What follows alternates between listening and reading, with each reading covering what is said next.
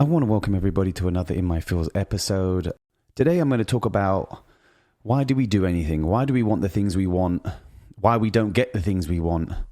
And how we can kind of better align our mental states and conditionings internally to experience kind of more alignment with the external experience, and really kind of see the narrative, see the patterns, and see everything else. And before we get started, thoughts, feelings, emotions, conditionings, everything on the inside creates your outside exterior. So again, as we do every week, because we're creating this collective consciousness of understanding and becoming more aware of ourselves, how are you feeling right now in this moment?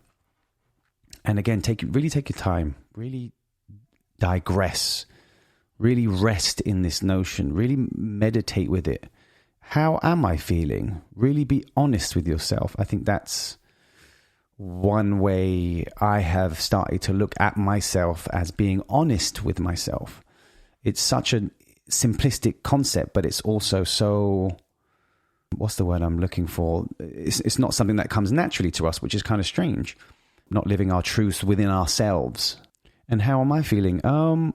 I'm feeling a little down. I'm not going to lie. My parents were in town, my mum and my pops, my uncle from Mississippi, my in-laws, my wife's mum and dad were in town. It was my daughter's second birthday, and it was beautiful. It was a 10-day trip, and we did so many family things together and everything else. And it kind of reminded me of, I guess, life pre-COVID, even though I still, I speak to my family every day, but it's that human connection, that kind of, that element of having them there, or always being there for them and them there for you. But obviously with travel restrictions, my parents live in the UK. My wife's family lives in Canada. So it's very difficult for the kind of interchange and travel right now, which is kind of upsetting. And it had me questioning, which is why I wanted to do this podcast of, why do we do anything? Why am I doing what I'm doing right now to achieve the things I want to do? And I mean, it could be anything. If you think about, you want a house, a car, a relationship, a love.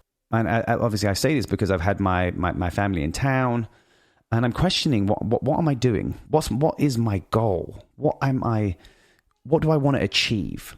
And now I understand that, because I've been in my own little world, me and my family and everything else, and kind of like in a circle, and I've missed my family terribly. And it's kind of put everything into perspective for me. And I think my goal, I know my goal is to spend as much quality time as I possibly can. And it's obviously difficult now because of all the restrictions, the vaccine, unvaccinated, and all that, which I've been over, and it kind of gets me down a little. And it's that missing element, which is, someone, Aaliyah, who was on my podcast a good few months ago, hit me about, the concept of missing someone, and instead of it being fear-based, missing that someone because you don't see them, is that element of fear. Will you see them again? When will I see them? I miss them so much. And it kind of resonated with me, that question, because my parents just left today, and I'm missing them terribly, miss them so much. But it's not a fear based of when I'm going to see them. It was initially, and now I flipped it. It's now the missing aspect is the love aspect, which it falls under that, not the fear aspect. I'm no longer fearing when I'm going to see them. I know I'm going to see them, and now I have to make arrangements to do that.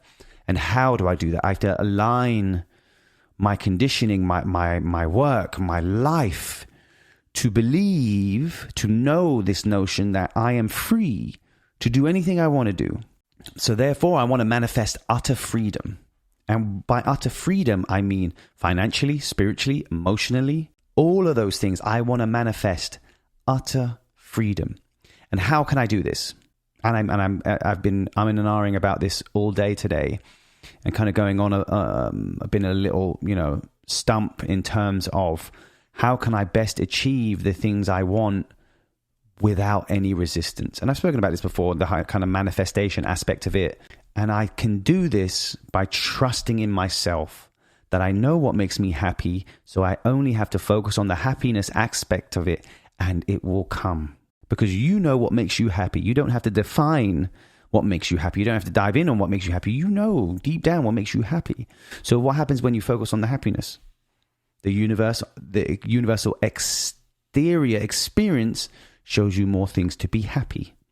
Now, for me, I don't want to kind of beat around the bush and align, financial freedom with happiness and all these type of things. Money doesn't make you happy. I agree with that statement. Absolutely. Because you have to be happy before you receive it. So therefore, if you focus on the happiness aspect of it, and you know that financial freedom is happiness also, if you focus on the happiness aspect of it, then you'll see that financial freedom, that happiness kind of creeping in, slowly opening up, and you'll see the evidence for yourself. And that's kind of where I'm at right now. I want to,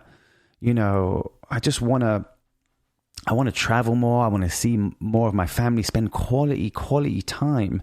And I think that's what the pandemic is, we're all in this together, but we're really not. We're kind of conditioning as human beings, are now conditioned as separate entities, separate people, separate circles, separate everything. And we now need to collectively, consciously step out of that mind frame or that inner thought feeling and step into the openness, which is what I messaged earlier about, which kind of made me think really deep about what it is I actually want. And now my goal is to spend as much time with my family as possible. And to experience life in the way that I want to experience. I won't say the fullest and, all this spiritual stuff, because that's not me. I'm perfectly happy to lay on the couch with my family and watch a TV show, and that brings me happiness. I can find happiness in the most simplistic of things. And I want more of those experiences. And having my daughter's birthday and seeing everyone there, everyone was, super happy, and everyone came into town. It was so beautiful. And it was this moment that had been building for pretty much, my wife's parents haven't met their grandchild ever, apart from on, FaceTime and Instagram and all these type of things. And this is kind of the new norm. And I want us to collectively, consciously step out of that, because I don't want that to be our new norm. That is living life through, don't get me wrong, it's great tools and the phones and the FaceTime and all that type of stuff, but then we're slowly conditioning ourselves to become that, and for a society to become that, which is the separateness. Even though we're together on screen, there is no, I say, personability, no emotional connection, internalized when you're face to face and you can feel that love. And, how can we kind of dive into those fundamentals? Because I struggle with this question a lot, is what do I want? And I think everyone struggles with this question, is what do I want? And to be honest, there's many things I want, but now I'm streamlining them so that I can have an unresisted focus to allow those things to come to me quicker. And by doing this, how can we do this? And again, I've questioned this too. And how many of us, I'd love to feedback. Please hit me up. I'm going to leave links everywhere. So I really want to know people's own experiences. But how many of you who are listening can truly, hand on heart, say that they trust themselves 100% to deliver whatever they want, to be this kind of, this superpower being, this God or goddess essence of thoughts and manifestations and interior conditionings and belief systems, to 100% trust yourselves to attract everything exterior through your experience. How many of us can say that? It seems like I could say I'm 100%, but I'm absolutely not. There's things that I want, for example, complete financial freedom. I have a target. It's kind of a loose target, but it will enable me to travel and not be restricted or feel like I have to do certain things in order for certain things to be done. For example, I have to work a certain amount of hours for the mortgage to be paid, or for bills to be paid, or how much money do I have to make to do this? How much money do I have to do that? And then you start unraveling the actual full manifestation of the thing you want. And we do this by trusting ourselves. I think I'm going to start looking in the mirror and go, I trust you. I trust that you are powerful enough to create your whole experience.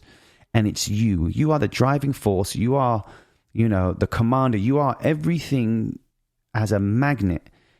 Exteriorly is attracted by you interiorly. And another thing, I've struggled with this notion of this kind of not being able to see the way I feel and the way I'm conditioned and the way I'm operating internally, and not being able to connect the pattern between the external experience. And it's also, if you're manifesting in a household, you're also manifesting. You can't manifest for someone else, but the energy of someone else within that household is also manifesting things. So that energy will tap into yours and yours will tap into theirs. So you may see something that's being attracted by someone else, but it won't directly be involved with you, but you'll still see it.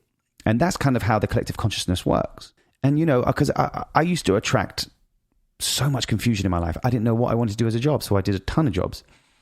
I still don't know what I want to do. I mean, I think that's the evolution of human consciousness. That's the evolution of a soul in physical form, is having to constantly, I wouldn't say change, but after you've experienced something, you become more knowledgeable. There's more wisdom within you, so you know what to do and what not to do next time the similar situation arises. And, back to the kind of, do we ever wonder why we attract so much confusion into our experience? And my answer for myself, I can't explain answer for everyone else, but from the countless messages I get from people, I can, strongly say that it's because our minds are constantly busy. And I mean in confusion of busyness, whether it's, relationships or work, or, is that person right for me? Do they love me enough?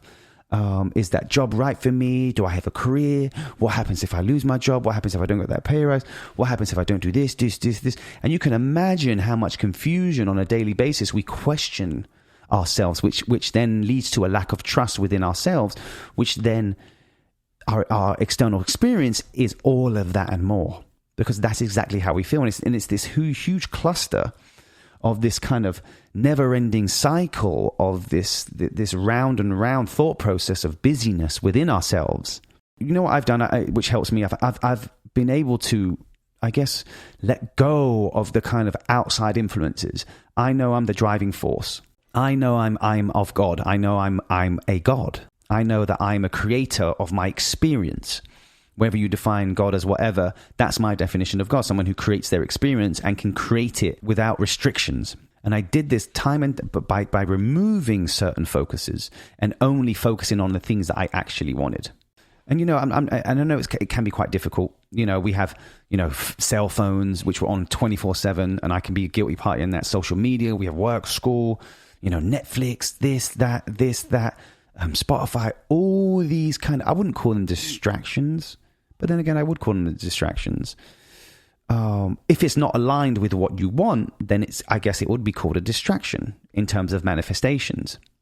And we have too many. And we wonder why we don't get what we ask for. And I'm coming to this realization more and more, and the evidence is so clear.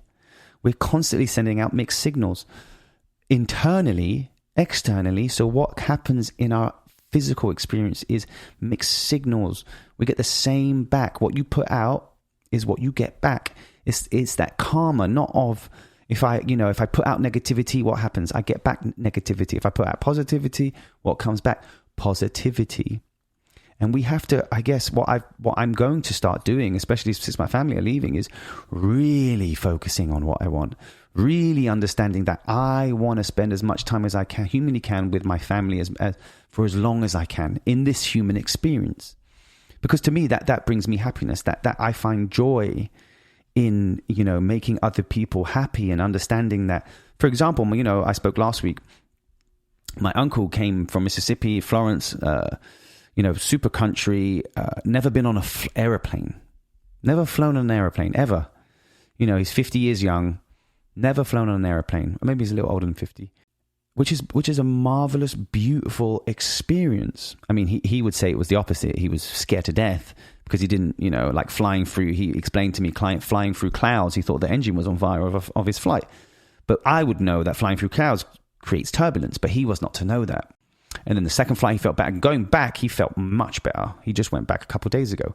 I took him for his first spicy margarita. Again, it's these things we take them for granted.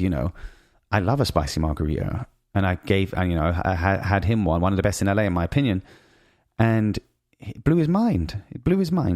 He absolutely loved. Never had any of that. Never experienced any of that. I took him to a pumpkin patch. Never experienced any of that. I took him to the Grove in LA, over the West Hollywood side, and he's like, what is this place? And I saw that kind of childlike innocence in terms of experience. And I have conversations with him about his life being quite limited in terms of the experiences he has. So I know what his mental state is, defined on that internalized way he sees himself, the way he sees his outside world, the way he sees where he's from, the way he sees who he is. And I said, you need to change the narrative. And you can only change the narrative until you experience what you are not. So he didn't know, he's never been on a flight. So he couldn't experience going on a flight as a theoretical thing. He had to experience it. So therefore he knew what going on a flight was, or was like. Now he has no fear of flying because he understands this is what he wants to do. And the fact that he manifested, the trip to LA, and we took care of him and everything else, it was beautiful to see. It was like this, this child, as I said, this childlike innocence kind of coming out, and this kind of blossom from a grown man. We talk about feelings. He doesn't really talk about these type of things back home, and it's seeing that we can be open with our feelings, no matter where you're from, or what background you are, or what generation you are. We collectively, and I mean we as in everyone who's listening, we collectively have to create this new consciousness, collective consciousness of the world we want to see. And like I said before, how do you change the world? You change your own world first. Then you can start making practical changes within the world of how you want to see it. And then, kind of back to the confusion phase, because I remember my life for many, many years being super confused, not unhappy. Don't get me wrong. Like, I had elements of happiness and then depression and anxieties and everything else, but it was filled with confusion. My mind was racing. And I worked on my mind to quieten the mind so that there is space. Like that space. It's a beautiful thing, that kind of space between thoughts. But you have to work on it for it to become that space. You can call it meditation, you call it whatever. And I'm not talking about, sitting in a room like super upright, eyes closed or whatever, just trying to not think about things. It's about watching your mind. It can actually be quite fun, because things that I haven't meditated in a little bit, but I like where I'm at right now. And then once I pick up that new speck of kind of that uptake of spirituality and everything else, then I'll dive back into it, which I'm going to do pretty soon, to be honest.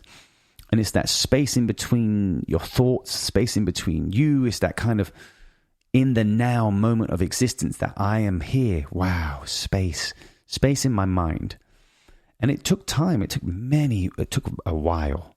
But it could take someone one day. It could take someone 1 week, everyone's so different, and everyone's so unique. And that's the beauty of us. That's the beauty of our collective consciousness. That's the beauty of our manifestations. That's the beauty of the fact that we have all this power, but it's unrealized power, which is also a beautiful thing too.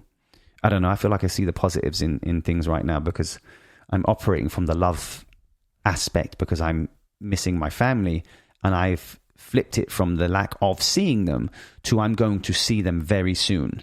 And I know that because I'm going to manifest that without a doubt. And do you hear the conviction? The conviction of my voice knows this. And I'm going to do whatever it takes to achieve that. And I think we need to get to that level of conviction within ourselves. And we get to that level of conviction by trusting ourselves. Trusting ourselves to deliver the universe to us. I really enjoyed this one. And again, like I haven't really been preparing. I've just kind of been, I asked myself before I do these podcasts of what do I want to talk about today? And then these things just kind of come in, and I take a couple bullet points and literally have 3 bullet points, and that's it. And then I kind of just run with it of how I'm feeling right now in the moment. And this space is occurring in my mind. It's a beautiful space. It's a space of awareness. It's a space of the fact that I'm talking to you listening. It's the space of that I'm alive. I am a manifest. I am someone who can create their entire universe just by my thoughts alone. And I can attract the entire universe by my thoughts alone. And again, I'm someone who's not from any of this background, so it's taking me a while to condition not knowing this to knowing this.